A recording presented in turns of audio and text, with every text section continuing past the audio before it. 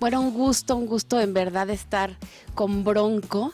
Qué emocionante, Lupe, el estar otra vez en este rollo de las entrevistas, la promoción, el del tingo al tango, ¿no? Es emocionante esto porque hay dos tipos de artistas, aquel que está enamorado a ciega de lo que hace, como es el caso nuestro, y aquel que lo toma superficialmente como juego, como un pasatiempo o X y que cuelga la guitarra en el primer derrota que tenga. Felices de regresar. Y además Bronco tenía que regresar con un proyecto nuevo, diferente en nuestro género. Somos el primer grupo de regional mexicano que fue escogido por Sony Music para darle vida a un primera fila, que la verdad no es cualquier cosa.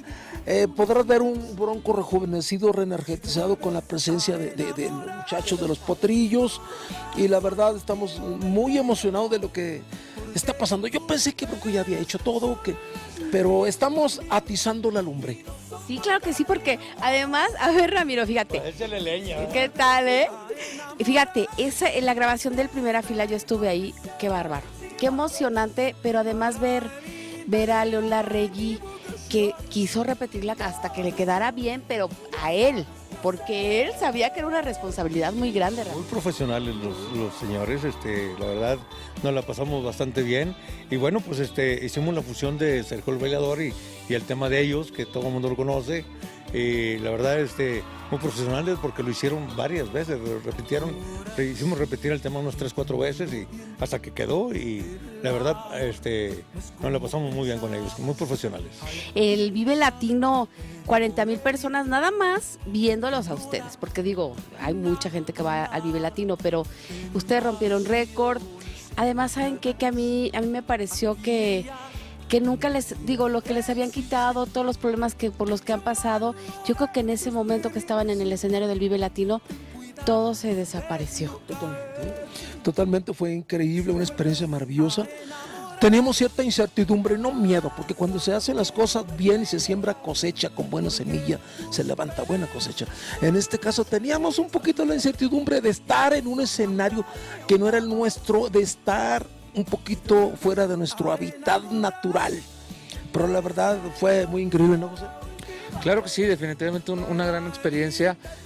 Mucha gente a través de redes sociales, medios de comunicación dicen, Bronco impresionó, Bronco sorprendió en el Vive Latino, pero realmente fue al revés. Nosotros fuimos los que salimos impresionados y sorprendidos de la gente que se entregó de principio a fin con todos los temas, y definitivamente una gran experiencia y algo que va a quedar muy marcado para la historia de Bronco. Además van a Bolivia, van a Paraguay, donde los quieren mucho desde hace tiempo. Vamos a Colombia también. A Colombia también, ¿cuándo van a Colombia? Pues vamos, yo creo que el mes que entra, René. En agosto. En agosto. Y también vamos a que estén pendientes porque vamos a estar aquí en el Auditorio Nacional. ¿Cuándo?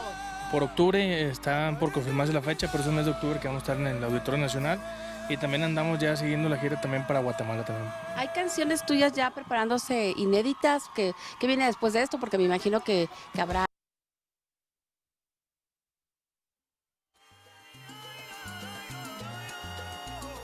Pequeño problemita técnico, pero bueno, finalmente lo que estábamos platicando es de Bronco, que como le comentaba, es un grupo que tiene más de 30 años de trayectoria, y no sé ustedes, pero al menos yo, con lo que estuve ya escuchando, ya tengo por ahí por la mente una que otra canción que voy a meter a mi playlist para este fin de semana, que está a punto de arrancar.